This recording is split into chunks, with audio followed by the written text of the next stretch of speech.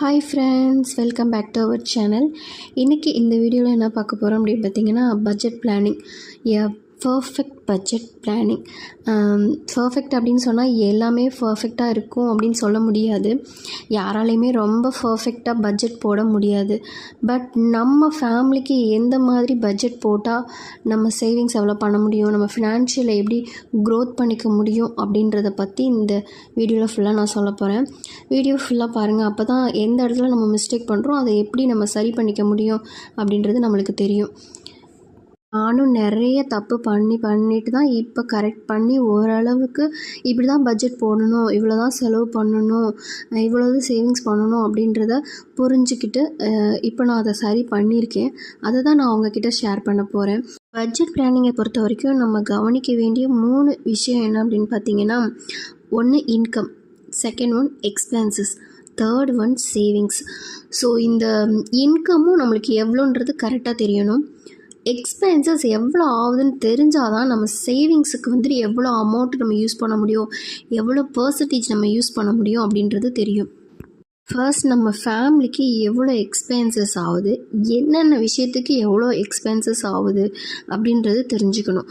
So நான் வந்து ஒரு மெத்தட் யூஸ் பண்ணிகிட்ருக்கேன். இது கிட்டத்தட்ட ஒரு 1 இயராக நான் இந்த மாதிரி தான் நான் நோட் பண்ணிட்டு வரேன். ஒவ்வொரு நாளுமே என்னென்ன செலவாகுது அப்படின்றத எழுதிட்டே வருவேன். அதே மாதிரி என்னோடய அக்கௌண்ட்டில் எவ்வளோ அமௌண்ட் இருக்குது அப்படின்றத மந்த் ஸ்டார்டிங்லேயும் நான் எழுதிடுவேன். என்னோடய கையில் எவ்வளோ அமௌண்ட் இருக்குது அப்படின்றதையும் நான் எழுதிடுவேன். ஸோ இது வந்து நம்மளுக்கு எப்படி இருக்கும் அப்படின்னா, எல்லாமே இப்போ டிஜிட்டலாக போயிடுச்சு, இதை போய் நோட்டில் எழுத சொல்கிறீங்களே அப்படின்னு கேட்டால், மொபைலில் பார்க்குறத விட நம்ம வந்து ஒரு நோட்டில் எழுதி நம்ம அதை அப்படி திருப்பும்போது பார்த்தா நம்மளுக்கு அதை பார்க்கும்போதே தெரியும், இந்த விஷயம் நம்ம வாங்கியிருக்க தேவையில்லையோ, இதை ஏன் இது இவ்வளோ பணம் கொடுத்து நம்ம வாங்கியிருக்கோம் அப்படின்றதும் தெரியும். இன்னொன்று, க்ராசரிஸ் ஐட்டம்ஸ் நம்மளுக்கு இவ்வளோ தான் வருதோ, அப்போ நம்ம பட்ஜெட் போடும்போது ஓகே நம்மளுக்கு ஃபிக்ஸடாகவே இவ்வளோ தான் வருது அப்படின்றதும் தெரியும். அதே மாதிரி பால் எவ்வளோ வாங்குகிறோம் அப்படின்றது தெரியும், ரிப்பீட்டடாக வாங்குகிறோமா அப்படின்றது தெரியும். ஸோ எதுக்கு எவ்வளோ செலவாகுது அப்படின்றது இதை ஒரு கிளான்ஸ் திருப்பும் போதே நம்மளுக்கு தெரிஞ்சிடும். நான் என்னோடய ஃபேமிலிக்கான ஒரு சாம்பிள் பட்ஜெட் நான் உங்களுக்கு போட்டு காட்டுறேன். ஸோ இது வந்து ஒரு சிலருக்கு யூஸ்ஃபுல்லாக இருக்கலாம், ஒரு சிலருக்கு வந்துட்டு இதெல்லாம் எப்படி சாத்தியம் அப்படின்ற மாதிரி கேட்பாங்க. ஸோ எனக்கு இதுதான் கரெக்டான ஒரு பட்ஜெட் பிளானிங் ஃபார் என்னோடய ஃபேமிலிக்கு. என் ஹஸ்பண்ட் வந்து ஃபாரினில் இருக்காங்க. ஸோ எனக்கு மந்த்லி அவங்க வந்து 20,000 தருவாங்க. ஸோ நாங்கள் இருக்கிறது ரெண்டல் ஹவுஸ் தான். ஸோ ரெண்ட் அவங்க பே பண்ணிவிடுவாங்க. ரெண்ட்டு, இபி பில் வந்து அவங்க பே பண்ணுறதுனால எனக்கு வந்து வீட்டு செலவுக்குள்ள பணம், அப்புறம் வந்து சேவிங்ஸ் இது மட்டும் தான் நான் பார்த்துக்கிறேன். ஸோ அதுக்கு எவ்வளோ செலவாகுது, என்ன பண்ணுறேன் அப்படின்றத தான் நான் அவங்க கூட ஷேர் பண்ணிக்க போகிறேன். எனக்கு எவ்வளோ சேலரி என் ஹஸ்பண்ட் அனுப்புனாலும் சரி, அது 20,000 இருக்கட்டும், இல்லை 15,000 இருக்கட்டும், இல்லை ஒரு 25,000 சில மந்த் அனுப்புகிறாங்க அப்படின்னா, நான் ஃபர்ஸ்ட்டு பண்ணுற வேலை என்ன பார்த்தீங்கன்னா, ஒரு 10% அவங்க கொடுக்குற அமௌண்ட்டை அப்படியே வந்து நான் என்ன பண்ணிடுவேன்னா, என்னோடய இன்னொரு அக்கௌண்ட்டுக்கு ட்ரான்ஸ்ஃபர் பண்ணி அது ஒரு சேவிங்ஸ் மாதிரி நான் வச்சுருவேன். இது ஏன் அந்த மாதிரி சேவிங்ஸ்ன்னு நான் சொல்லி வைக்கிறேன் அப்படின்னா, அது வந்து எனக்கு வந்து எதுக்கு யூஸ் ஆகும் அப்படின்னா, இப்போ 1 மந்த்து வந்து பார்த்திங்கன்னா 1ஆந்தேதியே அனுப்பிச்சிருவாங்க சேலரி. சில மந்த்து ஒரு 7 ஆர் 8 டேஸ் ஆகலாம், ஒரு 10 டேஸ் ஆகலாம். அப்போ நான் என்ன பண்ணுவேன் அப்படின்னா, அப்போ எனக்கு தேவையான திங்ஸஸ் நான் வாங்குறதுக்கு அந்த சேவிங்ஸ் அமௌண்ட்லேருந்து நான் எடுத்துப்பேன். அது ஒரு சேவிங்ஸ் மாதிரி தான். அதை நான் யூஸ் பண்ணிக்குவேன். ஸோ க்ராசரிஸ் எப்போவுமே வந்து பார்த்திங்கன்னா, நான் 2 குட்டி பாப்பா தான். ஸோ எனக்கு வந்து அதிகபட்சம் நான் ஒரு 50 டேஸ் கிட்ட நான் ஒன்ஸ் தான் நான் வாங்குவேன். ஸோ அப்போ வந்து எனக்கு வந்து ஒரு 2,500 அப்படின்றது மந்த்லி. இது ஓகே, எனக்கு அந்த பட்ஜெட் வந்து எனக்கு ஓகேவா இருக்கும். வெஜிடபிள்ஸுமே அது வந்துட்டு என்ன ஆகும் அப்படின்னு பார்த்தீங்கன்னா, நான் போட்டதே வந்து கொஞ்சம் ஜாஸ்தி தான் போட்டிருக்கேன். வெஜிடபிள்ஸோட ரேட்டு ஒவ்வொரு வாரமும் ஏறும் இறங்கும் அந்த மாதிரி சொல்ல முடியும். ஏன்னா ஆனியன், டொமேட்டோ வந்துட்டு ஒரு மாதம் இன்க்ரீஸ் ஆகலாம், ஒரு மாதம் டிக்ரீஸ் ஆகும் அமௌண்ட்டு. ஸோ அதனால் அது வந்து ஃபிக்ஸடுன்னு சொல்ல முடியாது. நான் இப்போ அந்த மாதிரி வர டைமில் நான் என்ன பண்ணுவேன் அப்படின்னா, வேறு காய் ஏதாவது நான் வாங்கி ஆல்டர்னேட்டிவாக நான் அதை அட்ஜஸ்ட் பண்ணிப்பேன். ஸோ அதோடு இல்லாமல் பயறு, இந்த பச்சை பயிறு, கொண்டைக்கடலை இந்த மாதிரியும் ஆட் பண்ணிக்கும்போது நம்ம அது கொஞ்சம் கரெக்டாக வெஜிடபிள்ஸை கொண்டு வந்துட முடியும் நம்மளால். ஸோ இந்த பொருள் தான் வேணும் அப்படின்னு சொல்லிட்டு நம்ம சமைக்க ஆரம்பித்தோம் அப்படின்னா, கண்டிப்பாக சமையல் நல்லா தான் இருக்கும். ஆனால் நம்மளோட பட்ஜெட் வந்து மீறி தான் போயிட்டே இருக்கும். ஸோ எந்த பொருள் இருந்தாலும் அதுக்கேற்ற மாதிரி சமைச்சு சாப்பிட பழகிக்கணும் அப்படின்றது நான் கொஞ்ச நாளாக நல்லாவே தெரிஞ்சுக்கிட்டேன். நான்வெஜ் அப்புறம் வந்துட்டு ஃப்ரூட்ஸ் அண்ட் ஸ்நாக்ஸ் இது எல்லாமே நான் வந்து கொஞ்சம் காமன் தான். கொஞ்சம் கம்மியா தான் வாங்க முடியும். ஏன்னா, எனக்கு 2மே குழந்தைங்க அப்படின்றதுனால, அதிகமா அவங்க சாப்பிட மாட்டாங்க. கொஞ்சம் தான் சாப்பிடுவாங்க அப்படின்றதுனால, எனக்கு இந்த பட்ஜெட் எனக்கு ஓகேவா இருக்கும். நெக்ஸ்ட்டு பாப்பாவோட school auto fees. So, monthly அது வந்து ஃபிக்ஸட். அது வந்து சேஞ்ச் ஆகாது. அதேமாரி சிலிண்டர் வந்து 2 மந்த்ஸ் ஒன்ஸ் எனக்கு யூஸ் ஆகும். ஸோ, அதுக்கான அமௌண்ட்டு. மொபைல் ரீசார்ஜுமே அது மாரி தான். 3 மந்த்ஸ் ஒன்ஸ் தான். ஸோ 1 மந்த்துக்கு 300 அப்படின்றது யூசுவலா எனக்கு யூஸ் ஆகும். கேபிள் வந்து கவர்மெண்ட்டோட கேபிள், அப்புறம் வந்து ஃப்ளவர் சாமி படத்துக்கு போடுறதுக்காண்டி பூ வாங்குறது. இது 2மே நான் சேர்த்துவே 500 தான். எனக்கு அதுக்கு மேல யூஸ் ஆகாது. குழந்தைங்களுக்கு பால் அப்படின்னும்போது வந்து பார்த்தீங்கன்னா, ஒரு நாளைக்கு 1/2 லிட்டர் போதும் எனக்கு. ஏன்னா, அதிகமா பால் வந்து குடிக்க மாட்டாங்க. ஏன்னா, டாக்டர பொறுத்தவரைக்கும் கேட்கும்போதே அவங்க சொல்றது, "நீங்க குடுக்குற சாப்பாட்டுல தான் இருக்கு. பால் மட்டுமே குடுக்க தேவையில்ல. ஒரு நாளைக்கு ஒரு குழந்தைக்கு 200லேருந்து 300 எம்எல் குடுத்தாவே போதும்." அப்படின்னு சொல்றாங்க. ஸோ 1/2 லிட்டர் அப்படின்றது ஓகேவா தான் இருக்கும். எப்படியா இருந்தாலும் பால் பாக்கெட்ல கொஞ்சம் நம்ம தண்ணி கலந்து தான் பிள்ளைங்களுக்கு குடுப்போம். ஸோ, அதனால ஓகே.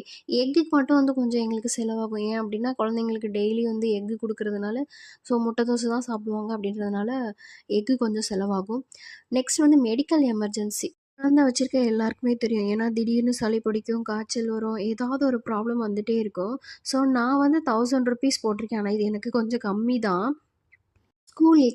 ஸ்கூல் எக்ஸ்பென்சஸ்ல வந்து பாப்பாங்களுக்கு வாங்கக்கூடிய நோட்டு, புக்கு ஆர் ஏதாவது காம்படிஷன் இருக்கு அப்டின்னா, அதுக்கு யூஸ் ஆகுறதுக்காண்டி இந்த ₹300.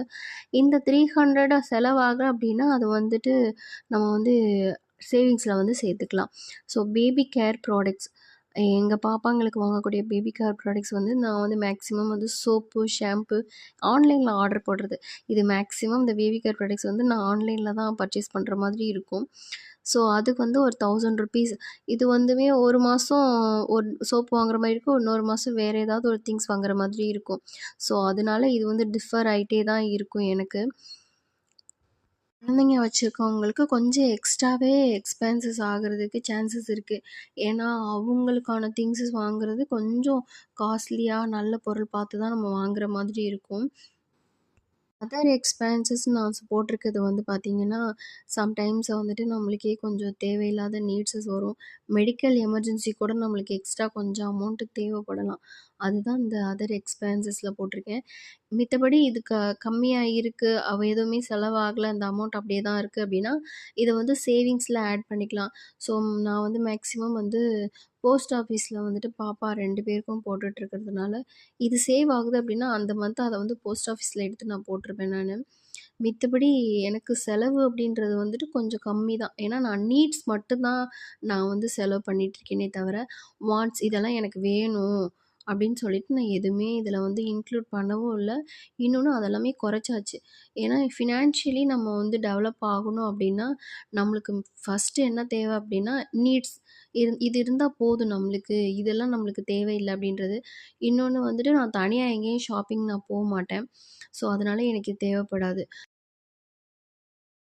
டோட்டலா நான் பட்ஜெட் போடும்போது எனக்கு வந்த அமௌண்ட் பார்த்தீங்கன்னா, 13,650 வந்தது. ஸோ, நான் கொஞ்சம் எக்ஸ்ட்ராவே போட்டிருக்கிறதுனால, இத வந்து நான் என்ன பண்ணிட்டேன்னா, ரவுண்ட் ஆஃப் பண்ணி 13,000 ஸோ 13,000க்குள்ள நான் ஃபினிஷ் பண்ணிக்கணும் அப்படின்னு சொல்லிட்டு I have to decide. Next வந்து பார்த்தீங்க அப்படின்னா, பேலன்ஸ் வந்து 18,000 தானே போட்டேன். ஸோ 10% வந்து நான் வந்து சேவிங்ஸ் அப்படின்னு சொல்லிட்டு வச்சாச்சு. ஸோ 18,000க்கு தானே பிளான் பண்ணேன் அப்படின்னு பார்த்தா, நான் கோல்டு சீட் வந்து 2 ஸ்கீம் வந்து எடுத்திருக்கேன். ஸோ இது வந்து பார்த்தீங்கன்னா, 2,500க்கு 2 சீட் எடுத்திருக்கேன். ஸோ 5,000 கோல்டா சேவிங் பண்ணுறதுக்காண்டி, ஸோ 2 பாப்பாவுக்குமே ஏதாவது வாங்கணும் அப்படின்றதுக்காண்டி, இது வந்து நான் கோல்டில் வந்து இன்வெஸ்ட் பண்ணியிருக்கேன். ஸோ இது எனக்கு வந்து ஒரு இன்வெஸ்ட்மெண்ட் மாதிரி. நெக்ஸ்ட்டு வந்து போஸ்ட் ஆஃபீஸ் அக்கௌண்ட்டில் பணம் போடுறதுக்கு 2 பேருக்குமே நான் போட்டுட்ருக்கேன். பட் வந்து எனக்கு எக்ஸ்ட்ரா அமௌண்ட் நான் கொடுக்குறப்போ அதை வந்து எக்ஸ்ட்ரா நான் போட்டுக்குவேன். இப்போ வந்து என் ஹஸ்பண்ட் வந்து ஒரு 25,000 தராங்க அப்படின்னா, அந்த டைம் நான் அதை வந்து தனியாக வச்சுப்பேன். ஏன்னா போஸ்ட் ஆஃபீஸ் கொஞ்சம் தூரம் இருக்கிறதுனால, கொஞ்சம் நான் போகும்போது சேர்த்து வச்சு போடுற மாதிரி தான் போட முடியும். ஸோ மந்த்லி என்னால் போய் போட முடியாது. ஒரு 2 மந்த்ஸ் 3 மந்த்ஸ்க்கு அப்புறம் நான் போயிட்டு அதில் போட்டுட்ருக்கேன். சேவிங்ஸ்ன்னு பார்த்தா நான் பண்ணுறது கோல்டில் இன்வெஸ்ட் பண்ணியிருக்கேன். நெக்ஸ்ட் வந்து போஸ்ட் ஆஃபீஸில் பண்ணியிருக்கேன். இது மட்டும்தான். நெக்ஸ்ட் ஒரு இம்பார்ட்டண்டான ஒரு விஷயம் அப்படின்னு பார்த்தீங்கன்னா, எமர்ஜென்சி ஃபண்டு. இந்த எமர்ஜென்சி ஃபண்டு ஏன் ரொம்ப இம்பார்ட்டன்ட் அப்படின்னு நான் சொல்கிறேன் அப்படின்னா, இந்த எமர்ஜென்சி ஃபண்டு எனக்கு வந்து நிறைய விதத்தில் யூஸ் ஆகியிருந்திருக்கு. எதுக்கு யூஸ் ஆகியிருந்திருக்கு அப்படின்னா, இது வந்து ஒரு மெடிக்கல் எக்ஸ்பென்சஸ். நெக்ஸ்ட் வந்து ஹஸ்பண்ட் வெளியில் இருக்கிறதுனால, ஸோ அவங்க ஊருக்கு வரும்போது நாங்கள் வந்து ஷாப்பிங் போகிறது. ஸோ அப்போ தான் நாங்கள் வந்து கொஞ்சம் செலவு பண்ணுறது எங்களுக்கு வேணும் அப்படின்றத வந்துட்டு அந்த ஃபண்டிலேருந்து நாங்கள் எடுத்து யூஸ் பண்ணிப்போம். ஸோ லாஸ்ட் டைமும் நான் அந்த மாதிரி தான் ஏதோ சேர்த்து வச்சுருந்ததுனால எனக்கு அது வந்து ரொம்ப ஈஸியாக இருந்தது செலவு பண்ணுறதுக்கு. பட் வந்து அவ்வளோ செலவு பண்ணியிருக்க வேணாம் அப்படின்னு தான் நானுமே திங்க் பண்ணுறேன். ஸோ இனிமேல் செலவு பண்ணும்போது அதையுமே கொஞ்சம் கம்மி பண்ணிக்கணும். அதுக்கான அமௌண்ட் அப்படின்றத விட அதுலேயும் ஒரு 5% நம்ம வந்து சேவிங்ஸில் போடணும் அப்படின்னு பிளான் பண்ணி வச்சுருக்கேன். எமர்ஜென்சி ஃபண்டு வந்துட்டு ஒவ்வொருத்தரோட லைஃப்லையும் எப்படியெல்லாம் சேஞ்சஸ் ஆகுது அப்படின்றத நான் இன்னொரு வீடியோவில் டீட்டெயிலாக சொல்கிறேன். ஸோ நான் எமர்ஜென்சி ஃபண்டை வந்து மெடிக்கல் எக்ஸ்பென்சஸ் 1 மந்த் செலவாகாது இல்லையா, அந்த எந்தெல்லாம் மிச்சமாகுதோ அந்த அமௌண்ட்டை தான் நான் எடுத்து எமர்ஜென்சி ஃபண்டாக நான் சேர்த்துட்ருக்கேன். 20,000க்கான என்னோடய பட்ஜெட் பிளானிங் இதுதான். ஸோ ரொம்ப ரொம்ப சிம்பிள் தான் பட்ஜெட் பிளான் பண்ணுறது அப்படின்றது. ஏன்னா நம்மளோட ஃபேமிலியோட இன்கம் தெரிஞ்சிருக்கணும், எக்ஸ்பென்சஸ் தெரிஞ்சிருக்கணும், சேவிங்ஸ் எவ்வளோ பண்ண போகிறோன்றதை நம்ம ஃபஸ்ட்டே ஃபிக்ஸ் பண்ணிவிட்டு எக்ஸ்பென்சஸ்க்கான அமௌண்ட்டு எவ்வளோ நீட்ஸ் என்ன இருக்கோ அதை மட்டும் நம்ம பண்ணோம் அப்படின்னா கண்டிப்பாக நம்ம வந்து கரெக்டான ஒரு பட்ஜெட்டை மேக் பண்ண முடியும். இந்த வீடியோ உங்களுக்கு பிடிச்சிருந்துச்சி அப்படின்னா என்னோடய வீடியோக்கு ஒரு லைக் கொடுங்க, சேனலை சப்ஸ்கிரைப் பண்ணுங்கள். நெக்ஸ்ட் ஒரு இன்ட்ரெஸ்டிங்கான வீடியோவில் சந்திக்கலாம். பை.